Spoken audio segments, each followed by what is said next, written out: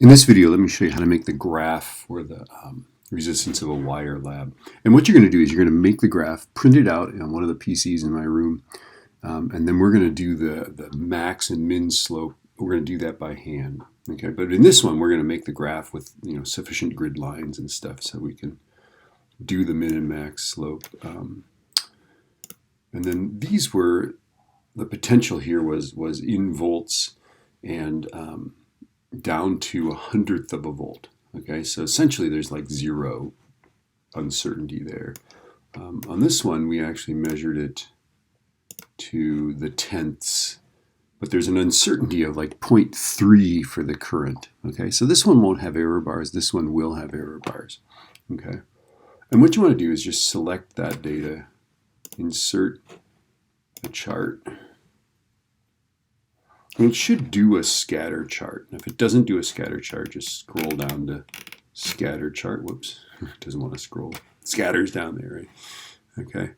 And what we're going to do is we're going to put this on its own sheet so we can just print it out by itself.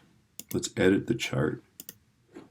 And I don't like the fact that it goes from 1 to 7. So let's look at the horizontal axis here.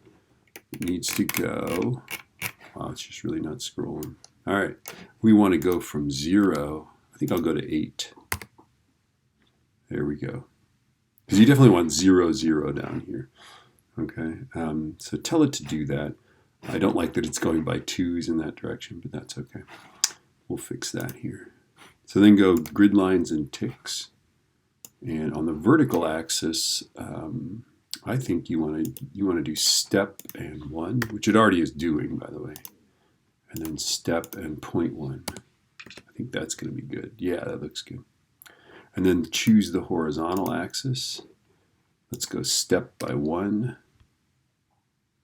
And then step by 0.1. Let's see what 0.1 looks like. I kind of like that. That works. Okay. So we've got grid lines every 1/10 of a volt and every 1/10 of an amp. I think that's good. I think that's what we want. And then go to series and let's add a linear model to this. And this will be our best guess for the slope. Okay, let's see, do I like this big circles?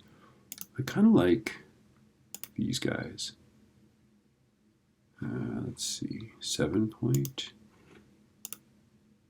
That looks nice. I don't know, whatever you want, right? Okay, and then we're going to add a trend line. Like that, and then a linear trend line is what we want, and we want to use the equation like that. So notice that is our first slope. That's the best fit line slope, okay? And that is, by the way, the slope of this is current divided by voltage. Voltage divided by current is resistance, so the reciprocal of that slope is the resistance, okay? Let's add some error bars too, okay? And it says percent. We don't want percent. We want a constant. And these are 0.3. Okay? And that looks pretty nice. And this is what we want to print out. Let's see, error bars. Is there a way to make those look thicker? Line color, error bars. There's not really a way. I was sort of going to... We'll see them, though. When we print this out, we can see those error bars. And that's all we need. So what you want to do then is print this out. I think landscape is good. Current sheet. It's like, where? Print this out at home. There you go. And then the rest of this you're going to do by hand. And essentially what we're going to do is we're going to try to put the steepest line we can that fits through all these points. And the least steep line that'll fit through all these points. And I'll show you that in a different video.